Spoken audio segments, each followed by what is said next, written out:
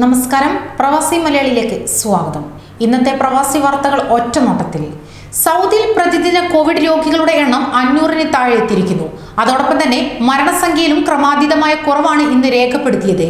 പ്രതിദിന കോവിഡ് രോഗികളുടെ എണ്ണം തുടർച്ചയായി 500-ന് താഴെ എത്തിയെന്ന ആശ്വാസത്തിലാണ് സൗദി അറേബ്യ. ബഹ്റൈനിൽ ഒരു യുവതിയിൽ നിന്ന് കോവിഡ് ബാധിച്ചത് 6 വീടുകളിലുള്ള 22 കുടുംബാംഗങ്ങൾക്ക്.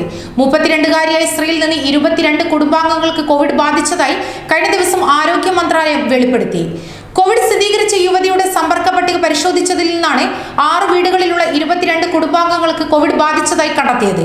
ഇതിൽ 12 പേർ യുവതിയുമായി നേരിട്ട് സമ്പർക്കം പുലർത്തിയവരാണ്. 10 പേർക്ക് ദ്വിതീയ സമ്പർക്കത്തിലൂടെയാണ് രോഗം പകർന്നത്.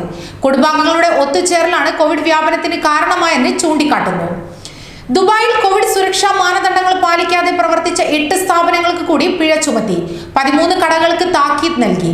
ദുബായ് എക്കോണമി അധികൃതർ വ്യാഴാഴ്ച നടത്തിയ പരിശോധനയിൽ 643 വാണിജ്യ സ്ഥാപനങ്ങൾ കോവിഡ് മുൻകരുതൽ നിർദ്ദേശങ്ങൾ കൃത്യമായി പാലിക്കുന്നുണ്ടെന്ന് കണ്ടെത്തുകയും ചെയ്തു. അതേസമയം ബുധനാഴ്ച നടത്തിയ പരിശോധനയിൽ ജീവനക്കാർ മാസ്ക് ധരിക്കാത്തത് കണ്ടെത്തിയതോടെ 17 വാണിജ്യ സ്ഥാപനങ്ങൾക്ക് പിഴ ചുമത്തി. സാമൂഹ്യ അകലം സംബന്ധിച്ച സ്റ്റിക്കറുകൾ പതിക്കാത്ത 15 സ്ഥാപനങ്ങൾക്ക് താക്കീതും നൽകി. യുഎയിൽ തുടർച്ചയായ 2ാം ദിവസവും 1000-ലേറെ കോവിഡ്-19 രോഗികൾ. 1158 പേർക്കാണ് ഇന്ന് രോഗം സ്ഥിരീകരിച്ചത്. ഇന്നലെ 1100 പേർക്ക് കോവിഡ് രോഗം സ്ഥിരീകരിച്ചിരുന്നു. രോഗബാധിതരായ 2 പേർ കഴിഞ്ഞ 24 മണിക്കൂറിനിടെ മരിക്കുകയും 1179 പേർ രോഗമുക്തരാകുകയും ചെയ്തതായി ആരോഗ്യ രോഗപ്രതിരോധ മന്ത്രാലയം അറിയിച്ചു. രാജ്യത്ത് ആകെ രോഗികളുടെ എണ്ണം 95,348 ആയിരിക്കുന്നു.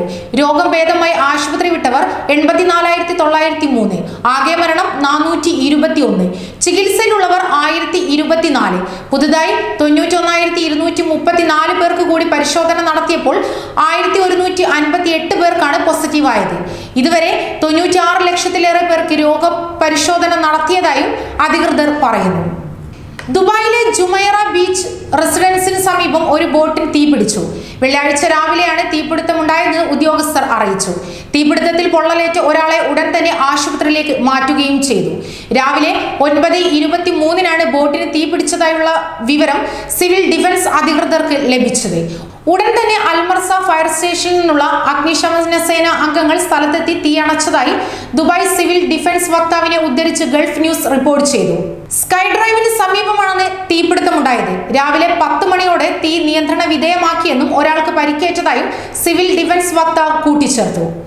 ഒമാനിലേക്കുള്ള യാത്രക്കാർക്ക് അറിയിപ്പുമായി Air India Express. Air India Express website വഴിയും കോൾ സെന്ററുകൾ, സിറ്റി ഓഫീസ് അംഗീകൃത ട്രാവൽ ഏജന്റുമാർ എന്നിവ മുഖേനയും ടിക്കറ്റുകൾ ബുക്ക് ചെയ്യാമെന്ന് എയർ ഇന്ത്യ എക്സ്പ്രസ് അധികൃതർ അറിയിച്ചിരിക്കുന്നു.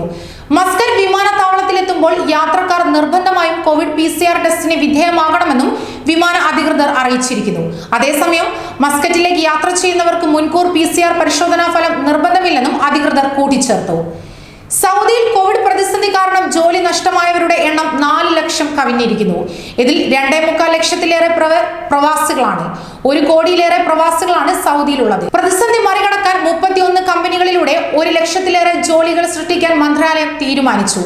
ജോലി നഷ്ടമായവരിൽ 1/2 ലക്ഷത്തിലേറെ പേർ ജോലി രാജിവെച്ചതായും general authority of statistics report ചൂണ്ടിക്കാട്ടുന്നു.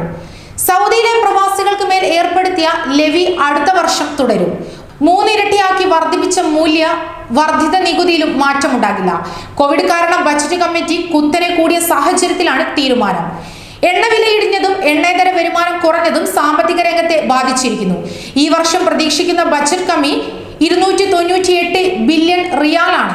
ഇത് അടുത്ത സാമ്പത്തിക വർഷത്തിൽ കുറയ്ക്കാനാണ് ശ്രമം. അടച്ചുപൂട്ടലിൽ റദ്ദാക്കിയ വിമാന ടിക്കറ്റുകൾക്ക് റീഫണ്ട് അനുവദിക്കുന്നതിന് DGCA തയ്യാറാക്കിയ സ്കീം സുപ്രീം കോടതി അംഗീകരിച്ചു.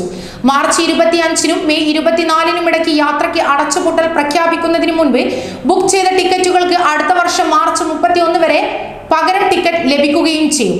ഈ അവസരം വിനിയോഗിക്കാത്തവർക്ക് മാർച്ച് 31-ന് ശേഷം പലിശയോടെ ടിക്കറ്റ് തുക നൽകും. അടച്ചുപൂട്ടലിൽ ബുക്ക് ചെയ്ത ടിക്കറ്റുകൾക്ക് ഇപ്പോൾ തന്നെ റീഫണ്ട് അനുവദിക്കും. ലോകം ഉറ്റുനോക്കുന്ന രജത ജൂബിലി നിറവിലുള്ള ദുബായ് ഗ്ലോബൽ വില്ലേജിന് 25-ന് തുടങ്ങും. കനത്ത സുരക്ഷാ മുൻകരുതലുകൾ ഒരുക്കിയാകും ഗ്ലോബൽ വില്ലേജ് സീസൺ തുടങ്ങുകയെന്ന് CEO അലി അൽ സുവൈദി അറിയിച്ചു. സുരക്ഷയിൽ മതിപ്പുണ്ടെന്നും ലോകത്ത് ആദ്യമായി സുരക്ഷയ്ക്കുള്ള ബ്രിട്ടീഷ് സുരക്ഷാ കൗൺസിലിന്റെ സ്ക്വാഡ് ഓഫ് ഓണർ ലഭിച്ചത് ഗ്ലോബൽ വില്ലേജിനാണെന്നും അദ്ദേഹം ചൂണ്ടിക്കാട്ടി. വില്ലേജ് തുറക്കുന്നതിന്റെ ഭാഗമായി പുതിയ വെബ്സൈറ്റ്, മൊബൈൽ ആപ്പും ആരംഭിക്കും.